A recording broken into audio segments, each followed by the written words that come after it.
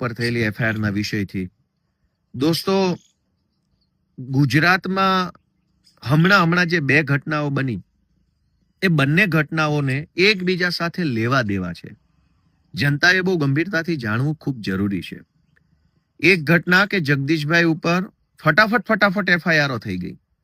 એક ઘટના કે જિગ્નેશ મેવાણીએ ત્યાં દારૂ અને ડ્રગ્સના વિરુદ્ધમાં જે કંઈ પણ ચર્ચા કરી એને લઈને ગુજરાતની ભાજપની આખી ટોળકી અને ભાજપના આખા ગૃહમંત્રી બંને લોકો જે છે એ જિગ્નેશ મેવાણી ઉપર રીતસરના તૂટી પડ્યા. આ બંને ઘટનાને એકબીજા સાથે એવી રીતે લેવા દેવા છે કે ગુજરાતમાં છેલ્લા 30 વર્ષથી ભાજપની સરકાર એ પોલીસના ડરની પાછળથી ચાલે છે. એટલે કે આમ જનતા ભાજપથી નારાજ તો ખૂબ છે. અનેક જગ્યાએ જનતાને તકલીફ પડી રહી છે, પણ જનતા નથી બોલતી. એનું એકમાત્ર કારણ છે કે લોકોને પોલીસથી ડરાવીને રાખ્યા છે.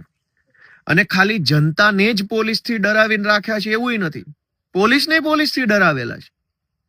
પીઆઈ હોય, કોન્સ્ટેબલ, એએસઆઈ, હેડ કોન્સ્ટેબલ, આ બધાને ભાજપની સરકારે ડરાવ્યા છે કે તમે જો ભાજપની સરકાર કહેશે એમ નહીં કરો તો બદલી થઈ જશે, સસ્પેન્ડ થઈ જશે, તમને આમ કરી નાખશું, તેમ કરી નાખશું.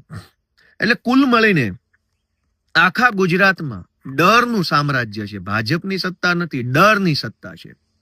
હજારો લોકોએ બોલવું છે, અવાજ ઉઠાવવો છે, અને એટલો બધો ગુસ્સો છે કે ક્યારેક તો મારી લેવાનું મન હજારો લોકોને થતું હશે.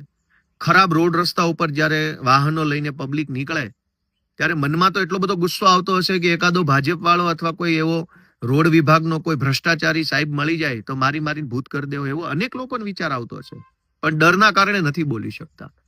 ગ્રામ પંચાયતોમાં કે મામલતદાર ઓફિસોમાં કે પોલીસ સ્ટેશનોમાં જ્યારે માણસ પોતાની રજૂઆત લઈને જાય છે ત્યારે સરકારી માણસ એની સાથે જે રીતનું વર્તન કરે છે, જે રીતે એને ધક્કા ખવડાવે છે, જે રીતે એકદમ અપમાનજનક જવાબો આપે છે, એ સાંભળીને હજારો લોકોને મનમાં એમ થાય છે કે આને 2 લાફા મેલું, પણ નથી મેલી શકતા કે નથી બોલી શકતા. શું કામ? ડર લાગે છે.